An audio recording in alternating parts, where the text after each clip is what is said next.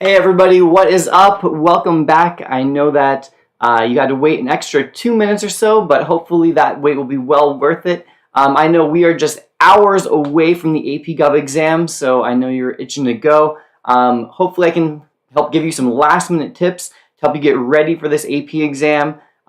So the plan is today, what we're going to do is go over some FRQ stuff and the documents. All right, and what I want to really show you is how to use the documents to write the best FRQs possible. All right, so that's the plan. I'm not going to go through the exact details of the documents because I have videos for that, so you can check those out for sure. But what I want to do is show you how can you use those documents to make the best essay possible, okay? So to start with, let me just go ahead and what I'm going to do is show you this, so let's go. We're going to start with just a few basic reviews, some reminders about the FRQs. So hopefully you already know this, but we have 4 FRQs in AP Gov. All right, there is the Concept Application FRQ, there is the Quantitative Analysis FRQ, the Core Comparison, and the Argument Essay. We'll talk about that one last, but it's nothing to be intimidated about. All right, so first up is the Concept Application Live. I just said live because I saw on the screen it said live there. The first up is the concept application. So this one gives you a scenario. It shows you something you haven't heard of, probably some news story, a piece of a party platform, some kind of interaction between bureaucracy and the executive branch and like Congress, or some scenario, right? And what you need to make sure you do is to reference the scenario in all parts of your response. Okay, so that is the first key important thing. It's going to tell you based on the concept or based on the scenario or referencing the scenario, or it'll use those words, and you need to make sure that you in the essay, in your FRQ, it's not an essay, in what you write, that you specifically address that. So don't just say that Congress can pass a law. So actually I'm jumping ahead of myself. So there's kind of 3 parts to this. There is identify, describe, and explain. And don't worry, I'm not going to go through these for all 4 because they're the same no matter which ones we're doing. One thing, it's often part A, but not always, will tell you to identify. When you're told to identify, write a single sentence with just the answer. So Congress has the power to pass a law. But remember, we're referencing the scenario. And so here is an example of if it's identify. Congress can make this legislation because of their Commerce Clause powers. Now, really, to make that even better, we want to reference the scenario. And so you'd say this legislation, whatever the legislation is doing, right? So legislation regulating Facebook because of their Commerce Clause powers. Now, there also is, sometimes it'll ask you to describe. Sometimes part A is identify, sometimes it's describe. But remember, those aren't interchangeable. So if you're told to describe a power of Congress or a power Congress could use in this scenario, you can't just say what you said above or what I said above. What we'd want that to look like is something like this. Congress can make this legislation because of their Commerce Clause powers, or because their Commerce Clause powers allow them to regulate businesses that cross state lines. All right, so that is an important detail here. That now we're adding that, hey, I know something about the Commerce Clause. I didn't just, throw Commerce Clause and say that's the answer and run away. I described how exactly that's an answer, and that's what you want to do. When you're asked to explain, we want to elaborate. We want to provide evidence, sometimes give an example. Now in this one, the concept application, we already have the example, so we just, again, reference the scenario. So say Facebook. Say Taylor Swift if you had that FRQ. Mention the scenario that we're talking about and you'll be good to go. All right, so just keep that in mind.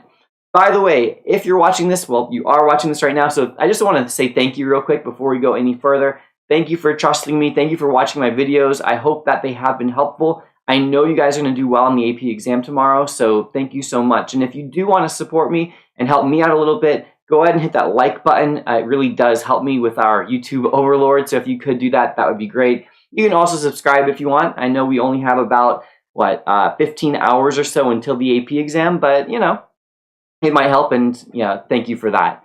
All right, now the second FRQ is known as the Quantitative Analysis FRQ. And this one does is it gives you some kind of data, a bar graph, a chart, a table, but some kind of visual stimulus. And what it wants you to do is to essentially show that you are able to read a graph, read a table, read a chart. So hopefully you've been practicing those kinds of questions. There are some in the Ultimate Review packet. So if you haven't gotten that, that might help you in these last few hours. When you have the quantitative analysis, part A and B are kind of free points, in my opinion. You don't have to have a lot of AP Gov knowledge to answer A and B. You just have to be able to read charts, tables, graphs. So again, practicing that skill is tremendously helpful on that kind of thing. So one thing I want to tell you is to use specific numbers.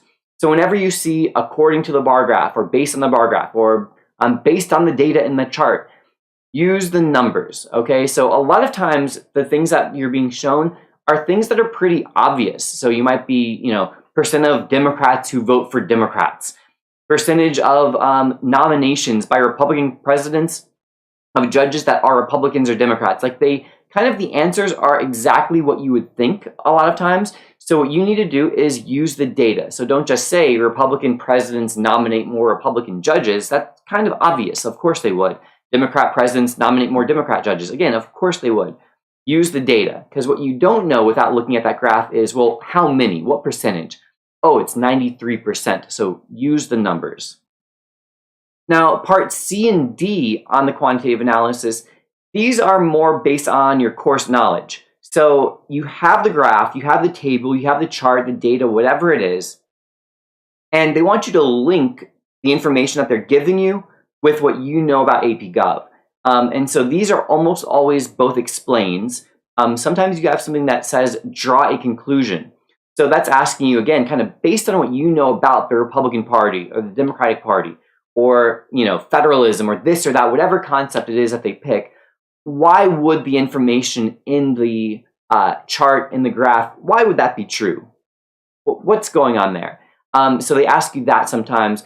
And otherwise, they're going to ask you to explain. Okay, and when they ask you to explain, like I said, it's going to be something that you can't get that answer from the graph. You have to actually know stuff. And so what you need to do is connect what you know and what you've learned, because remember, you've been doing this for a year, 8 months. You've been getting ready for this exam. So this is your moment to show off and say, hey, here's what I know, and here you go. Here's how it applies to our scenario. Now, next up, we have the Comparison FRQ. This is my favorite one. Again, if you watch my videos, you've heard me say that multiple times. I love the core comparison FRQ.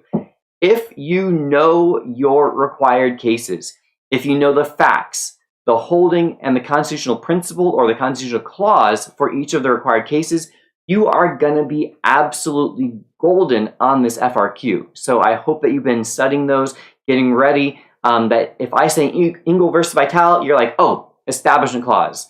They had a prayer before schools, public schools, and in the holding, the Supreme Court said, no, you can't do that. No mandatory public school prayer or something to that effect. No state-sponsored public school prayer. If I say Gideon versus Wainwright, you're like, oh, right to counsel. Florida man denied an attorney, had to represent himself. Supreme Court struck that down and said states must provide an attorney. So that's the kind of familiarity I want you to have on the cases. And if you do have that, now we don't know which of the 15 cases you're going to get. Some of you might get Gideon, some of you might get Citizens United, some of you might get McCulloch versus Maryland, who knows, but it shouldn't matter. This is totally within your control. So if you know those things, you will be good to go.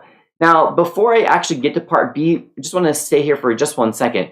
Remember that those words, facts, holding, constitutional principle, they are not interchangeable. All right, so when the question says facts, it means the facts specifically. The facts refer to the background information on the case. It's talking about what happened before the case got to the Supreme Court. Okay, so that's what we're talking about with the facts. With the holding, it's how did the court rule on that case. Okay, and with the constitutional principle, we're talking about the clause, or what part of the Constitution did the Supreme Court use in order to make that decision. All right, now again, those things are not interchangeable. Just go ahead and press that button. And yeah, that's what we're looking for there. Okay? Now, part A is going to, again, either ask you facts holding constitutional principle. Part B, on the other hand, looks good, is worth 2 points. Now, it's the only part on the AP Gov FRQs that's not kind of obvious, because the other parts, part A is worth 1, B is worth 1, C is worth 1, all that stuff. Now, on this one, part B is worth 2 points. So 1 point is for telling what they tell you, what they want you to tell us about that required case. So it's either the facts, the holding, or the constitutional principle. And it does change, so I don't know which one it's going to be. But it's going to tell you something like, to explain how the facts, holding, or decision, or constitutional principle of your required case is similar or different from the new case that you've never seen before. All right, so again, kind of don't panic, don't worry. Just sit there and tell me about, again, what they asked you about the required case, and that gets you 1 point. Again, I don't know. Facts, holding, principle, it could be any of those 3 things. Don't worry about it. We'll be good to go. Now, the second point in part B, because we have 2 points in B, is now for showing what's the similarity, what's the difference. So this one you have to kind of use some analysis skills. So you're going to say, all right, well, in both cases, there was discrimination taking place. Now, again, this is after you've described the discrimination in your required case. So if it was Brown versus Board, in Brown versus Board, school districts were not allowing Black students to attend schools because of their race, right? So you've already said that. Now you say it's similar because in both cases, there is racial discrimination taking place. And now what you need to do, and this is the part that people kind of skip sometimes, is you do need to include details about the new case that they have provided for you. I know, it's on the paper. You had never heard of this case before, and it's right there. So you might feel as if, like, it's pointless, like, well, why should I say something about that case? Because it's right there. Do it. What they want you to show is that you can pick out what's relevant from that new case, okay, and apply it to the scenario. That's really what they're looking for, okay? So apply it. Say, here's what was in the new case. Here's how it is significantly different or similar to my required case that I know so much about. And then finally, you kind of show, hey, that's the important stuff. That's why it was similar or different. Part C is the wild card. I don't know what Part C is going to ask you. Sometimes it asks you about like a check on the court's decision. So what if Congress or the president doesn't like this decision? What if they do and they want to like expand the impact of it? What if an interest group doesn't like it? Like you might get into linkage institutions and what they can do. That one can go in a lot of different directions. The one thing I'll say here is that if you get into how a court case can be limited, okay, we have our checks on the judicial branch. And I just want to encourage you to be careful. Not all checks make sense depending on the particular case, okay? What I mean by that, so one thing to know is that, because this is the one that it bothers me, a lot of people like to go to the president can ignore a court ruling and not implement it, not enforce it. And that is true sometimes. Sometimes if the president does nothing, though, it doesn't act as a check. It's just kind of doing nothing. So sometimes that makes sense, sometimes that doesn't make sense. Now, Congress, saying that Congress can ignore is never correct. Congress does not have enforcement powers. Congress has legislative powers. So if Congress ignores a ruling, that just means they don't do anything. It doesn't change anything about it. So don't use Congress and ignore. And similarly, if we're talking about that the Supreme Court has struck down a state policy, well, Congress passing a law, you need more details. So be really specific. What would that law do? What would that constitutional amendment do? How would changing the court's jurisdiction affect that? What kind of judge would the president nominate, and what would he expect that judge to do if they were actually confirmed by the Senate? These are the things I want you to keep in mind when you're doing the court comparison stuff. Now, the last one is the argument essay. And remember, all 4 FRQs are even. They're all worth 15 points. So they're all 1/8 of your FRQ score, or we can say it another way, which is that they are 1/4 of your 1/8 of your AP score, 1/4 of your FRQ score. I'm not sure which one I already said, but those are the 2 numbers. Argument essay is the one that intimidates people, but it's actually the highest scoring of the 4 FRQs. And that's because if you know how to write it, if you know your documents, This is not difficult. It's not intimidating. So again, relax. Don't worry. You got this, okay? So let's go through it. Now, the point you gotta get the thesis point. Now, the scoring for this is weird. If you don't get the thesis point, your max score is 1 out of 6. Okay, so there are 6 available points on the argument essay, and you max out at a score of 1 out of 6 without the thesis. So that means that 5 of the 6 points are dependent upon you getting a thesis point. So we have to give this point, all right? So if you do not feel comfortable with the thesis, make sure you watch my videos. I have one that's like a 3-minute video on just the thesis alone. That might be a good one to watch. If you watch either of my argument essay videos, again, they'll go through this as well and make sure that you know exactly how to do this. Now, the thesis needs 2 things to get the point. One of them doesn't get it, you got to do both.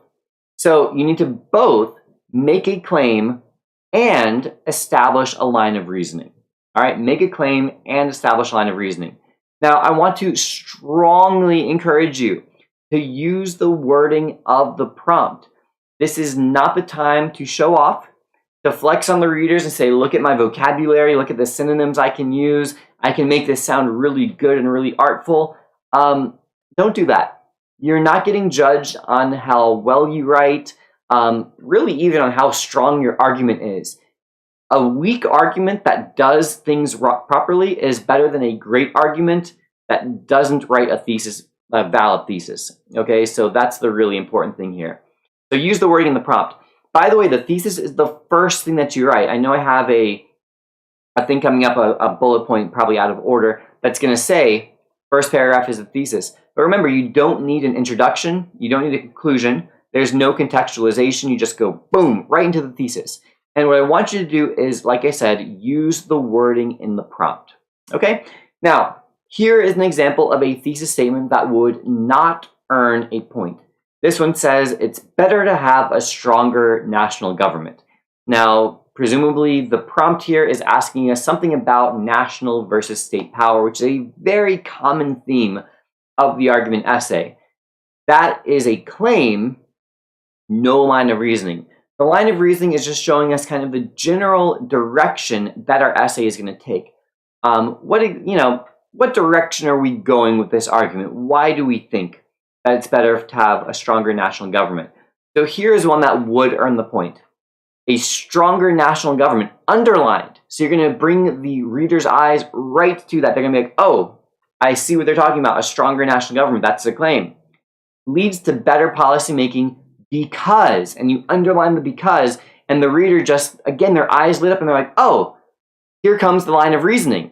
And so you have made it extremely easy for the reader to find your points. You do not want it to be tough. I've scored these for like, 8 or 9 years now. The FRQs for College Board.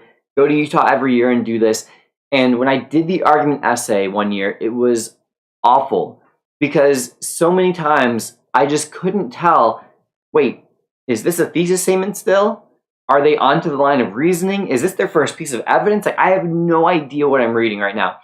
If this is your first paragraph, your first line is that, and you have the things underlined, the reader cannot miss it, and they know you have a valid thesis statement. So because it allows for unified policies to be implemented nationwide.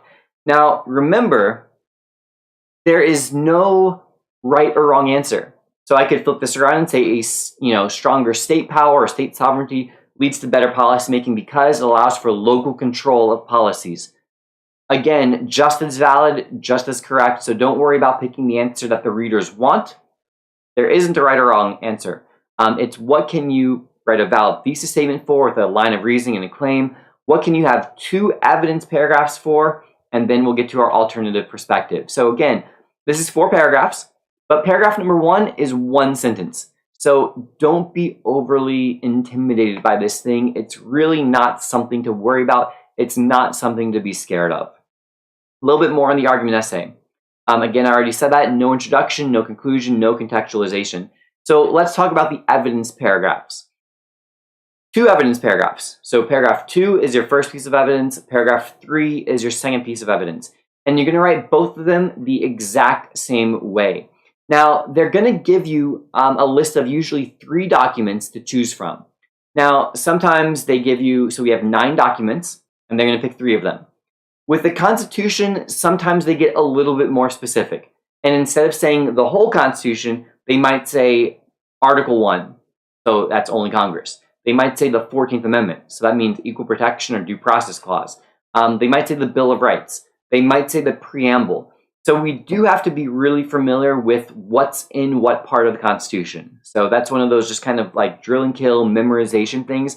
But you do have to do it because, hey, if you're writing an FRQ, an argument essay, and it pops up and it says Article 2, well, you don't want to be writing about Congress. That is the president. So you've got to make sure that you do know those. All right, so how we do this is the same for both. One evidence paragraph must use a required document that they give you.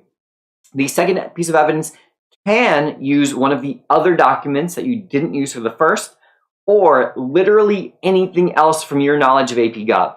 Okay, so what that means is the only rule about the second piece of evidence is don't use the same document that you already used. Okay, and this is where, by the way, with the Constitution, if piece of evidence number 1 said, like it said, preamble of the Constitution, well, your second piece of evidence can come from any other part of the Constitution. So it can come from Article 1. It can come from, the 5th Amendment or whatever the case is. So just, again, something to be aware of. So what we're going to do is we're going to first identify the document that we're using. Okay? We are going to describe something relevant from that document.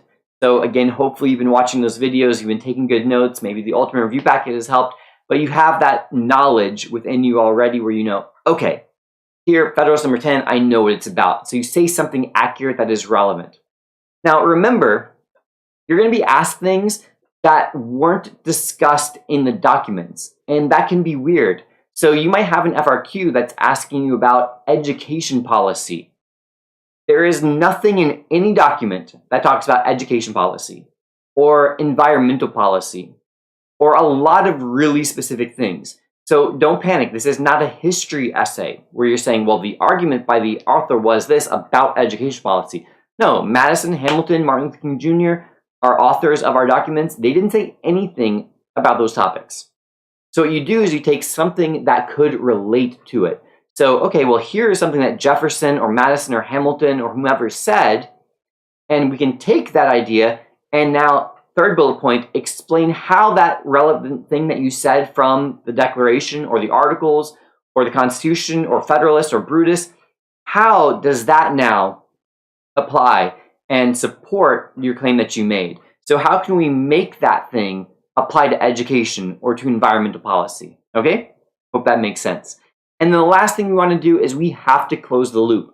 This is the last sentence in both paragraphs 2 and 3, and it's going to feel pointless, I know, but you're basically going to restate the prompt, or the thesis actually. You're going to restate your thesis again, and you're going to say something to the effect of, therefore, or this is how, or as you can see, expanded powers of the national government benefit policy making.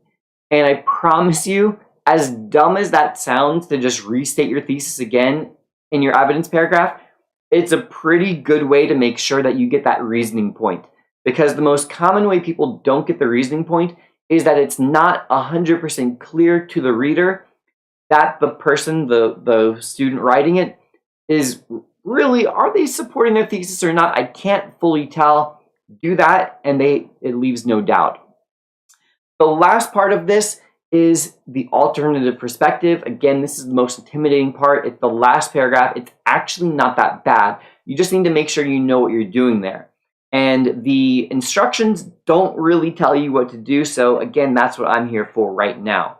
So what this one does is you have to actually say what's the other side. So if you had said national government power is better, what you now do is say something to the effect of give a transition. On the other hand, some people argue that state power is actually better for policymaking because, and give me a reason why somebody would prefer state power. 1 to 2 sentences tops. No more than 2 sentences for this. So why would somebody say state power? Because they prefer power being held locally and policy reflecting the will of like the local community, something like that. I don't know, just made that up. So now you've shown me, hey, this is why somebody would say state power. And now what you do is you concede, rebut, or refute what you just wrote. And you say, well, that might be true, or however, or what this argument misses, but you say something like, here's what's wrong with that take. Or conversely, here's why mine is still stronger. That part is true, but national power is even better at unifying and representing the will of the people. Okay, so paragraph is like 3-4 sentences tops. You can write a really good alternative perspective in about 2 to 3 sentences though. So it's not a whole lot that you need to do. Don't be intimidated by it. Again, now you know how to write this. So when you read those vague instructions that say, respond to an alternative perspective using rebuttal, concession, or refutation, you'll be like, oh, I know exactly what to do. All right, so we got this. So at this point, what we're going to do is we are going to turn to the documents themselves. And so first up is our first document, the Declaration of Independence. Now, again, like I said in the beginning, you already hopefully know your documents. So I will briefly review the document themselves and say, all right, here's the Declaration, our main ideas from it. But what I really want to do is say, here are some of the prompts or the ways that we could use it in an argument essay. And I don't have a video that does that. So I think this is the part that will be the most relevant and hopefully, I hope, the most helpful for you guys tomorrow morning when you are doing this exam. And like I said, you'll be doing the argument essay in about, 16 and a half hours or so from right now. So again, don't worry, you got this. So I'm going to put up on the screen some of our reminders of the Declaration of Independence briefly. All right, so some of the things that we can use this for, we have natural rights, popular sovereignty, social contract, and republicanism. So what you want to do is say something relevant from the document. That's always where you got to start. So we have all men are endowed by the Creator with certain unalienable rights, such as life, liberty, and the pursuit of happiness. So those are natural rights, rights that are not given to you by government. We have them because we were born, because we are humans, right? Popular sovereignty includes the idea of the consent of the governed, that people have the right and ability to create governments and to destroy governments that aren't doing their job. Which, speaking of, well, what's the job of a government? And the social contract, according to the Declaration, is that the purpose of government is to protect people's rights. And so each of these ideas are very clearly developed for us in the Declaration of Independence. Republicanism is the idea of having a representative form of government, and clearly Jefferson in the Declaration is worried about the fact that the colonists were not being sufficiently represented in Parliament, right? That's probably the biggest reason why there is a Declaration of Independence here, is because they felt like they were not being represented. So clearly this supports that idea. Now, what I want us to think about with the FRQs, the argument essay specifically, so I'm going to write the word FRQ on here, but really I'm pretty much talking about the argument essay because that's what the documents come in for. I could be wrong. All right, so here I'm going to kind of lower my voice a little bit. I'm going to speak slightly less confidently than I have been, but looking at all of the argument essays that I have seen from College Board on released exams, on AP Classroom, on the things they provide teachers, what I have noticed and kind of my theory is that all argument essays come down to basically 3 different prompts. Now, they have a whole lot of variations of this prompt, but ultimately they all come down to something about balancing power between the government and individual rights. Governmental power, individual rights. So how much security should we have? More governmental power. How much liberty and freedom should we have? Individual rights. I think another version of this is something about state governments versus the national government. So that balance of power. So federalism. Should this be a state or a national issue? That's another really common theme. And the other one is power between the branches of government. So Congress versus the president. President versus judicial branch. Judicial branch versus Congress. And so like the idea of separation of powers, checks and balances. So in my opinion, when you read your prompt, try to see if it fits into one of those 3 things. Government versus individuals, one branch versus another branch, national government versus the state government. And what I'm going to walk you through is kind of based on that idea. I haven't really found an essay prompt that I think doesn't fall into one of those three categories, so I feel pretty comfortable saying that. And I think if you think of all the essay prompts in that way, you're going to feel really good about it tomorrow when you're writing it. All right, so clearly we can use the Declaration of Independence for anything about protecting individual rights, right? Like we can just reference the all men created equal, life, liberty, pursuit of happiness. So that idea about natural rights. That is an easy winner, and we can take that and now say, and here's why people's rights should be protected, and governments should not be able to do whatever policy it is that they are mentioning to you in your prompt. We can use it for pro-democracy, again, because he argues that we have popular sovereignty, consent of the governed, people are the source of governmental power. So anything that is about people having power, so expanding voting rights. Jefferson doesn't talk about voting rights. It doesn't matter.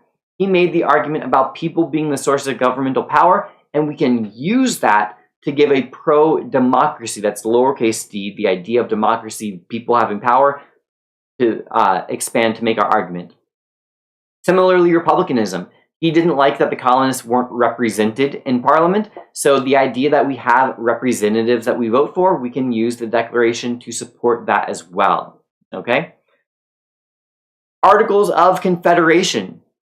So we know the articles, we know that the states are sovereign, we know that each state was equal in Congress, we know that Congress lacked some really important powers, right? They couldn't tax the people, they couldn't regulate interstate commerce. They could do some things, mostly foreign policy powers, so declaring war, treaties, coining, borrowing money. The power to raise an army is kind of in dispute. They could raise an army kind of, but they still were reliant on the states to actually send them soldiers, just like they could say, hey, we need this amount of money, but they couldn't make the states do anything. So we are familiar with that.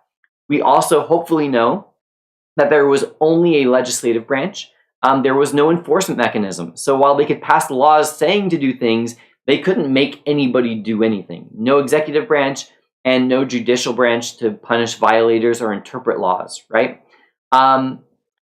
States had a lot of power because, again, like that first bullet point says, states are sovereign, so they could make their own tariffs, they could make their own treaties, they could have stuff going between one state versus another, they could make their own currencies, they could ignore the federal treaty if they didn't like it. They were ultimately sovereign, and so they kind of took what Congress did as suggestions more so than, okay, this is something we have to do.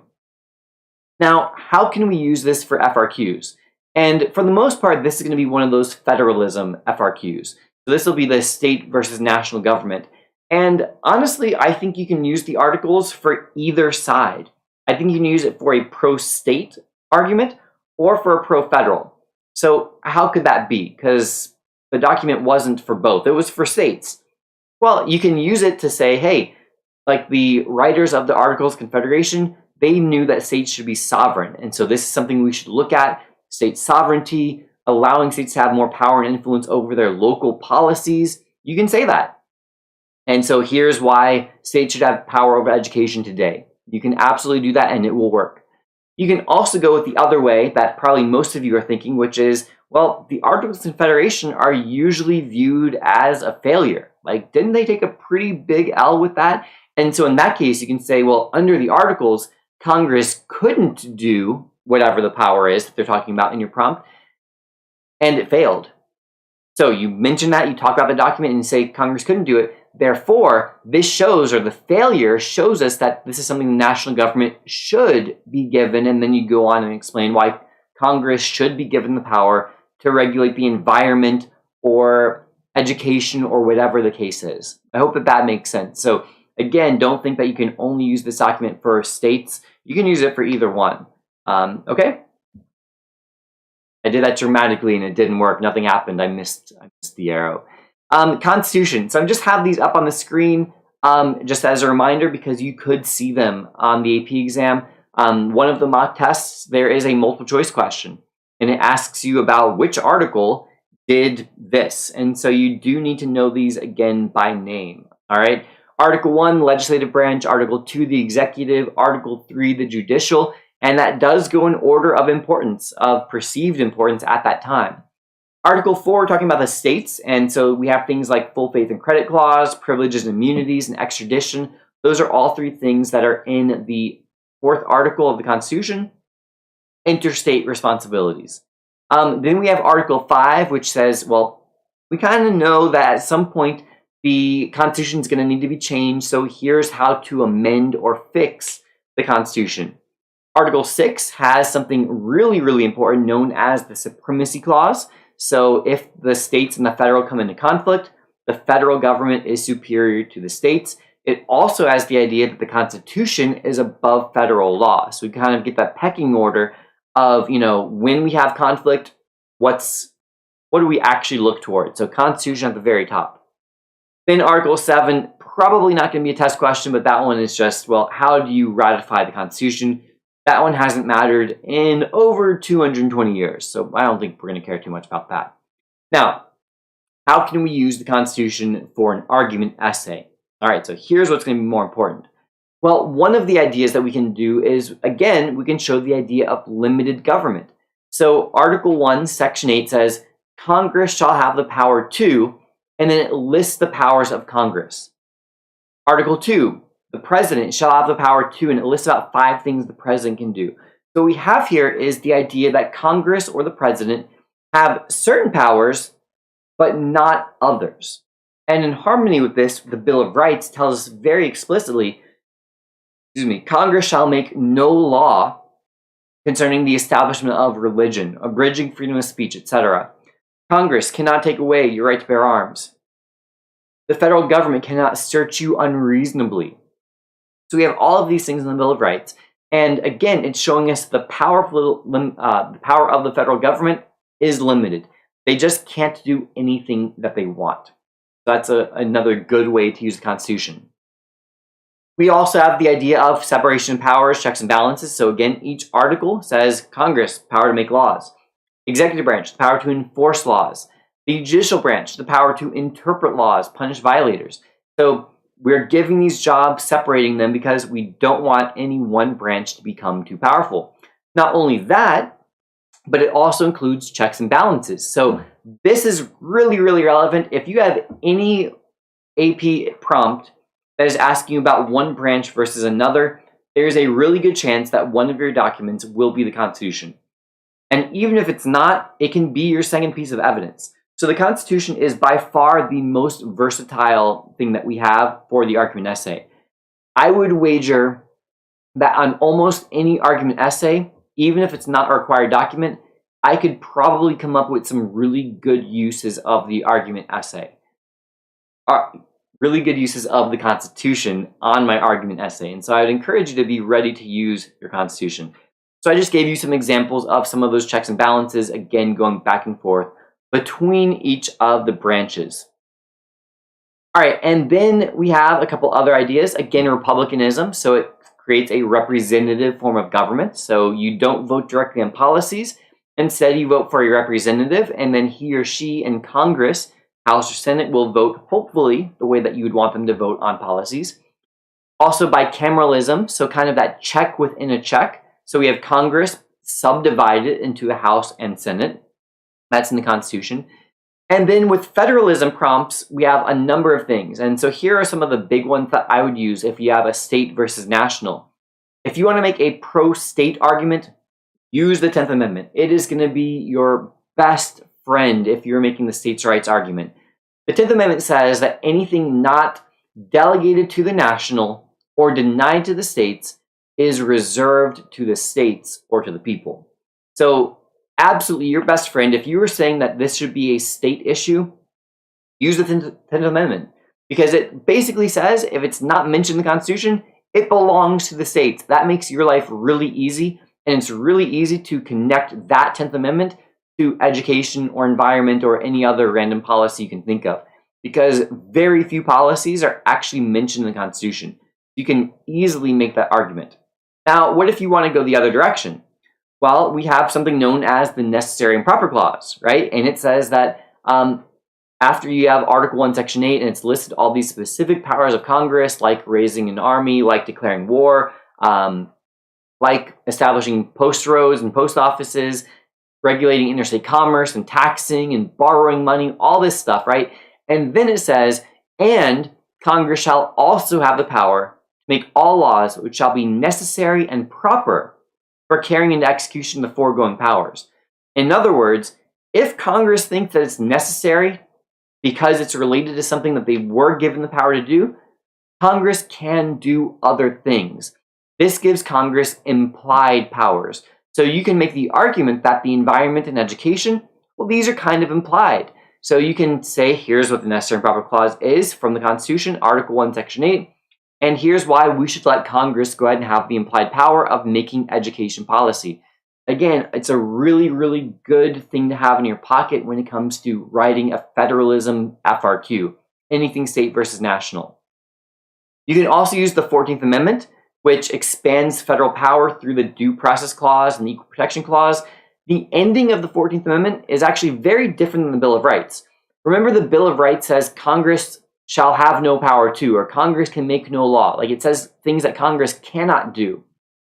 What the 13th, 14th, and 15th Amendments each do at the end is they say, and Congress shall have the power to enforce this amendment by appropriate legislation. Those are basically the words.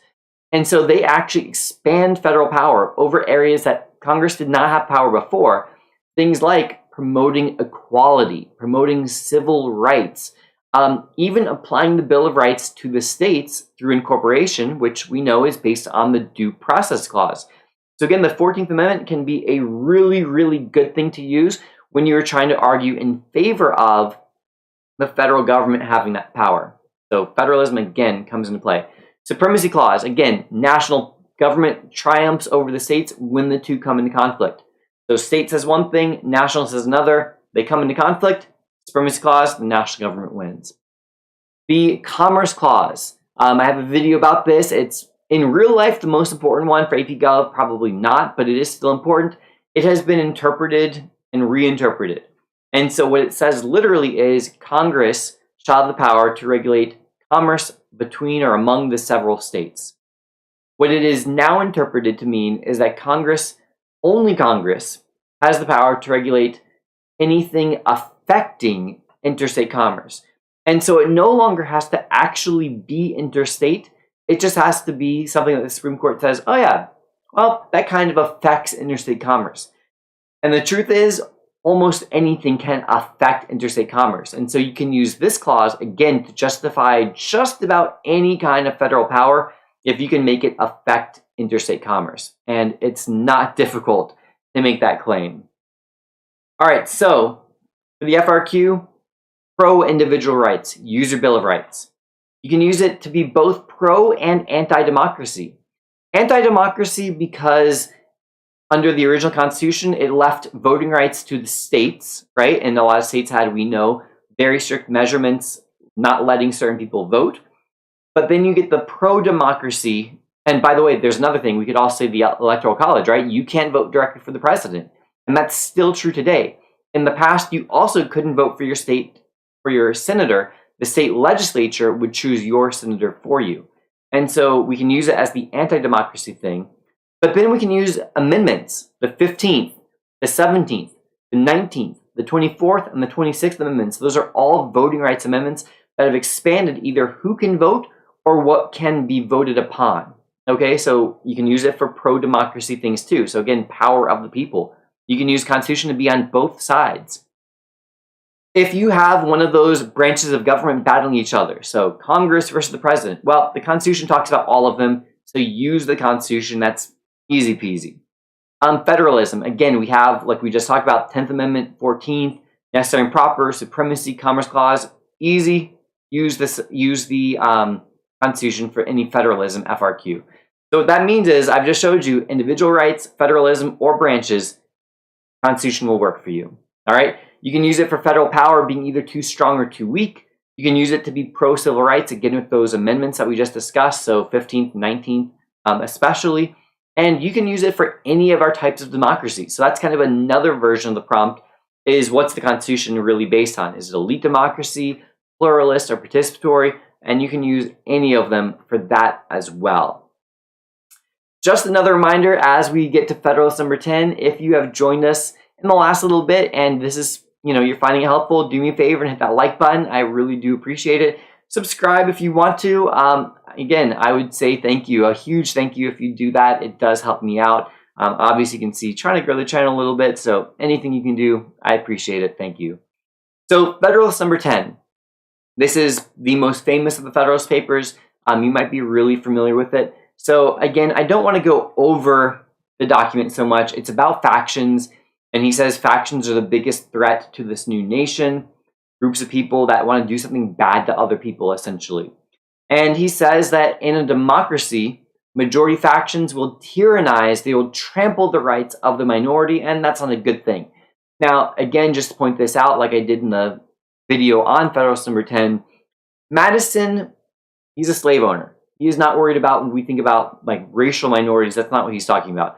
He's thinking of just any group that is less than half of the population. It could be a religious group, it could be a political party, it could be a career, it could be a type, like what part of the economy are you in, an industry. That's what he's thinking of. Any group that has less than half of the power of the voting population is a minority group to him, okay? Now, his solution, there in yellow, a large republic is the best way to control the negative effects of factions and promote majority rule, because that's a good thing. We want majorities to make policies, but at the same time to protect minority rights, not let that majority get away with doing anything that it wants. And he explained this. He talks about having a larger population will lead to so many different factions, so many different groups, that it will become difficult, and he thought impossible really for one group to dominate and to make those bad policies that would be, extremely negative. Now, how can we use this for FRQs? Because it's obvious if you have a FRQ that's about like factions. So we would use that for interest groups and political parties. That is the fourth bullet point down on the screen right now. So if you do have something about interest groups or political parties, that's pretty easy because those are groups of people trying to influence policy, right? Pretty easy to make that connection. But what if your FRQ isn't about that? Well, in general, he's arguing for a larger republic, so he is in favor of the Constitution, and he's arguing in favor of a stronger role for the national government. That's where he thinks policies are better made, at the national level. So again, if you have that federalism prompt, use Federalist number 10. Even if it's not directly about factions, doesn't matter. Mention factions and say what his solution was. His solution was at the national level. You can use this if we have a republic versus democracy kind of thing. So why did the framers choose to establish a republic instead of a democracy? Well, this is a perfect one for that. He says democracies, it's easy for majorities to do bad things. You just have to have more people than anybody else. And if you have the most votes on your side, there is nothing to check the majority and to prevent them from doing whatever bad thing they want to the minority. So again, that's a really, really easy, nice, friendly argument for you to make. Shouldn't be a problem. If you have one of those, all right, well, what type of democracy do we have?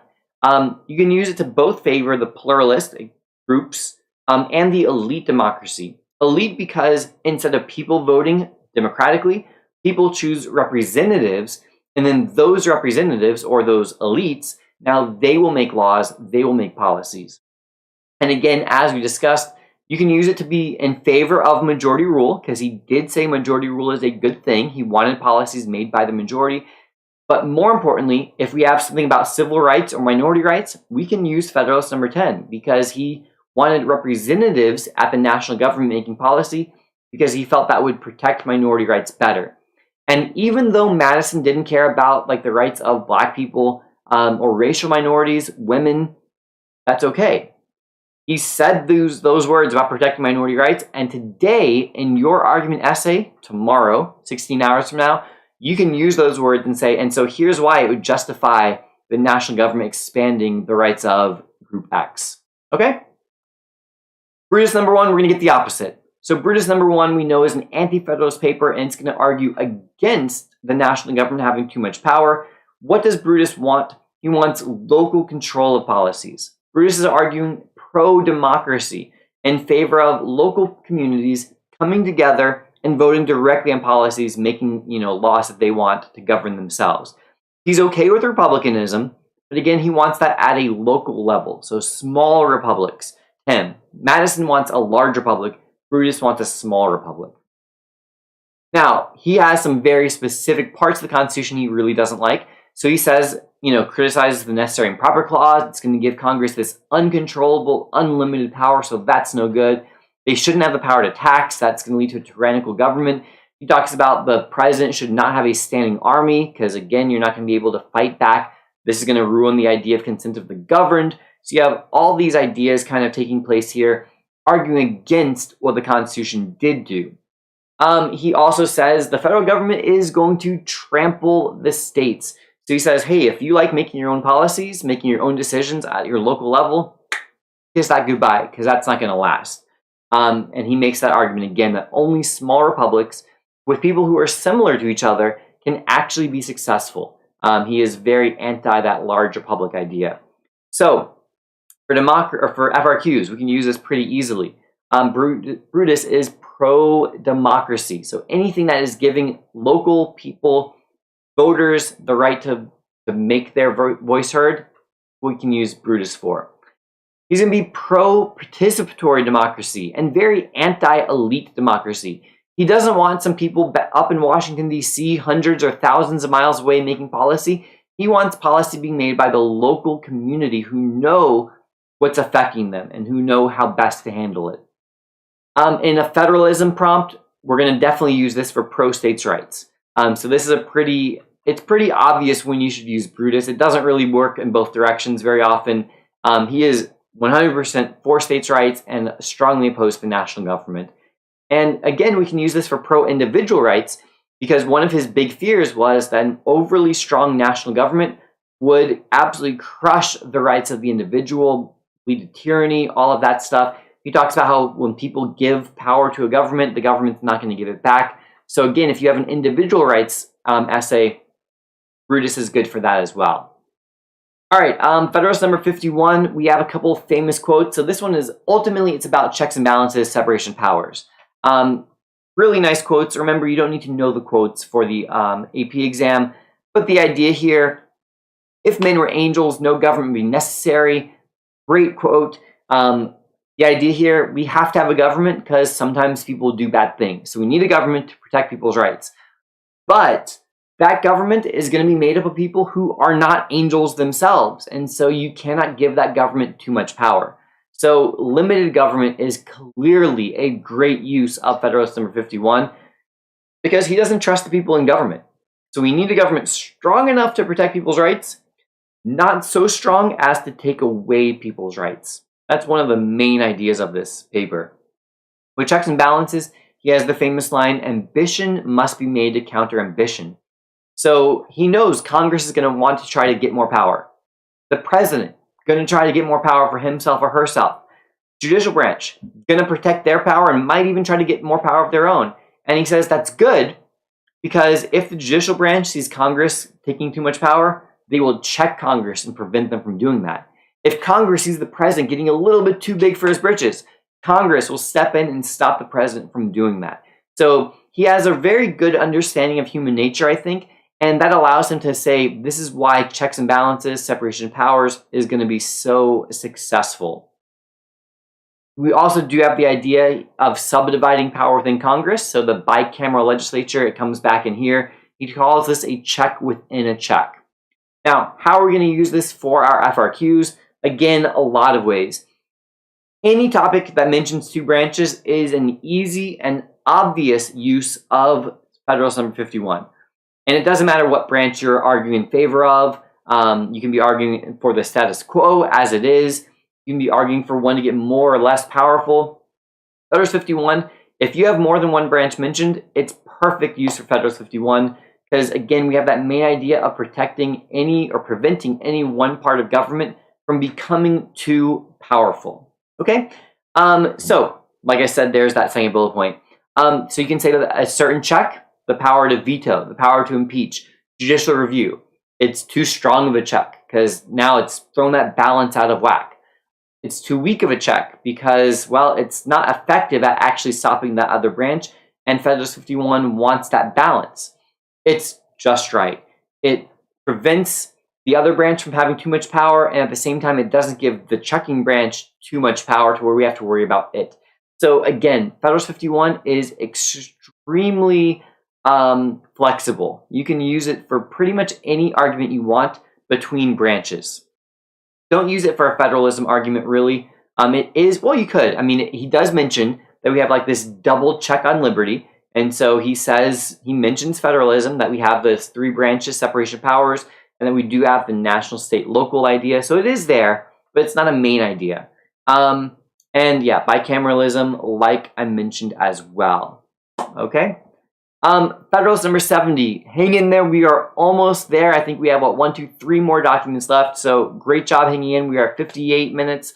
Thank you guys so much for watching. Again, you want to help me out and hit that like button. I will appreciate you forever for that as you get ready for your APA exam. Again, Federalist 70, it's all about the president. We know that he is arguing, this is Hamilton now, he argues in favor of a unitary executive, so having one person as president. And he does it for a couple reasons.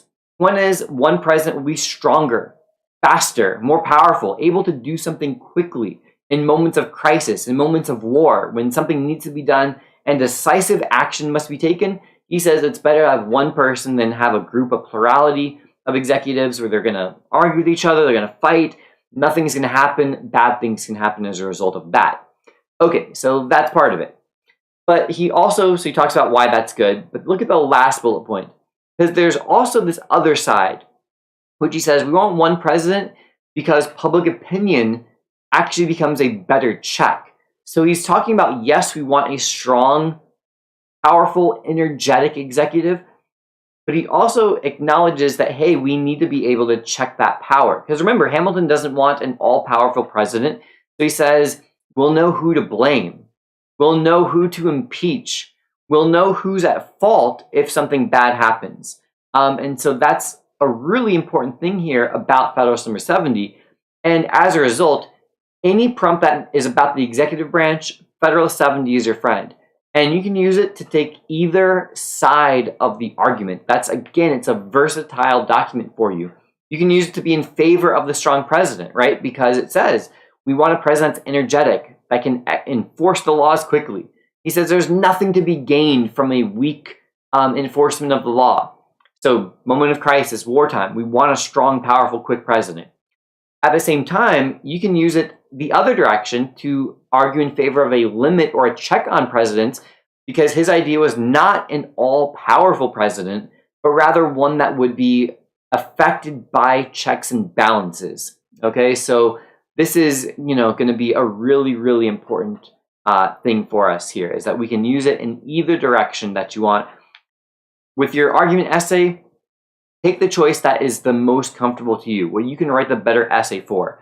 All right, again, both sides are right, so don't worry about it, or both sides could be right. There's not a wrong answer, is really the better way to say that. Federalist number 78 is about the judicial branch. So if you have a prompt that's about the judicial branch, it's pretty obvious, use Federalist 78. I underlined 3 of the most important things, like the key concepts from this document are life tenure for federal judges. Get the job for life, not democratically elected. They should be an independent judiciary, not worried about Congress, not worried about the president, can't be fired, can't be removed, can't have their pay cut. They can be impeached, but that's not because they ruled a certain way. That's because of actual bad behavior. Okay, so that's a little bit different. It's actually very different. You have some of the ideas of, well, why do we give these people this job for life? That's a lot of power for a long time. And so you have the claim that the judicial branch is the weakest of the 3 branches. They don't have the power, the force of will, or they don't have force nor will, so they lack the ability to execute the law, to enforce their own decisions. They can't make laws. So Hamilton's like, don't even worry about the judicial branch. There's nothing they can do to actually harm you. Now, that's not totally true, but that's what Hamilton says. So why do we need to have this independent judiciary? The really, really important thing that we're going to use this for most likely is he argues in favor of judicial review. Okay, so with judicial review, the Supreme Court should be able to strike down an unconstitutional law. They are protecting the idea of a limited government. If and when Congress or the president gets too strong and starts, acting too big for themselves, he says, all right, well, it's the job of the Supreme Court to protect that idea of a limited government. And who are they going to protect it from? They are protecting the Constitution from Congress. So this is Hamilton not trusting Congress and saying we need somebody to actually protect it, because the Constitution is nice, but it's just a parchment barrier. It's just paper. So unless you have judges that are actually enforcing it, it doesn't mean anything. And so he says we need to have that power of judicial review. So again, just a quick review. I already pretty much highlighted these things, but it is a document that is definitely in favor of the power of the judicial branch. So using judicial review is a good thing. Judicial activism probably is something you could defend with Federalist 78 pretty easily. They are the weakest branch, again, so you can use that in any direction you want. Just kind of know you have that nugget there that he says, hey, they're nothing to worry about. They protect individual rights. So again, if we have like natural rights or individual rights versus governmental power, use Federalist 78 to argue in favor of the individual and against governmental power. And again, pro-limited government. Okay? All right.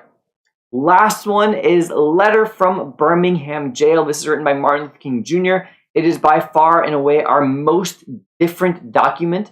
It's not a founding era document. It's not an official document. So the way we use it is as kind of a modern day Declaration of Independence, a demand for the words in the Declaration in the preamble to the Constitution where it says, we the people. The 14th Amendment, the Equal Protection Clause, so nor shall any state deprive any person of life, liberty, property without due process of law, nor infringe on the equal protection of the law. This is Martin Luther King Jr. saying, it's time. It's time. It's 1963, and those words have not been fulfilled. And so that's what we view this as. So we take those ideas from earlier documents and now apply them to minority rights specifically. Now, obviously, Martin Luther King Jr. is talking about civil rights mostly for Black people, but we can expand that today to any group of people who is being mistreated, that is being viewed as unequal, that is having its rights denied or deprived by majorities, whether it's at the national, state, local level. All right, so this is going to be a really versatile document for us. You have a few of the quotes there. Again, I encourage you to watch that video. Read that document. I know we're a little past the time when people would read documents a day before the exam, but it is a really, really good document. So you have some of these ideas favoring disobedience, civil disobedience. There's this idea that we don't have an obligation to follow unjust laws is something that he puts out here pretty strongly for us. And how we can use this for FRQs. Well, definitely anything that is pro-civil rights, like I said, for any group, doesn't have to only specifically be for like Black Americans or for minority rights. It can be any group. Anything that is like an equality type of issue, so arguing pro-equality, use letter from Birmingham jail. Pro-social movements, so again, participatory democracy, the idea of people coming together to try to influence policy, have their voices heard. Individuals protesting, acting out, calling, civil disobedience, making their voice heard, and then pluralists, then coming together now as a group, and again, trying to make policy through that group dynamic, something that is key to letter from Birmingham jail. And I do believe, yep, I'll go ahead and state at this point, you got that beautiful wave on the screen, but this has been a LaMoney production. All right, so I'm not done. Don't worry. I'm not going to go away just yet. Maybe I don't know if that's don't worry or what. But I do just, again, want to say thank you guys for hanging out with me for a little bit of time today, about an hour and 5 minutes at this point. So thank you so much. I hope this has been helpful. Just kind of glancing over here at the chat. I see it seems like you guys are helping each other out quite a bit, so that's good. Some people are stressed. Don't stress. You got this, all right? There's some debate going on about social studies versus science, AP exams, and what might be easier or tougher. I was just seeing if I knew any of the names in the chat, but I don't know these names. But thank you guys for being here and for watching. I really do appreciate you so much. And so I hope to see you again soon. Hopefully my channel is helping you in these videos. Hit that like button for me if you haven't already. Thank you so much, and you know what? Until next time, this has been a LaMoney production. Thanks, guys. Have a great time tomorrow. You got this. You're going to kill it on the AP exam. I wish you guys all the best. See you soon. Oh, I got to confirm that I'm hitting end. End.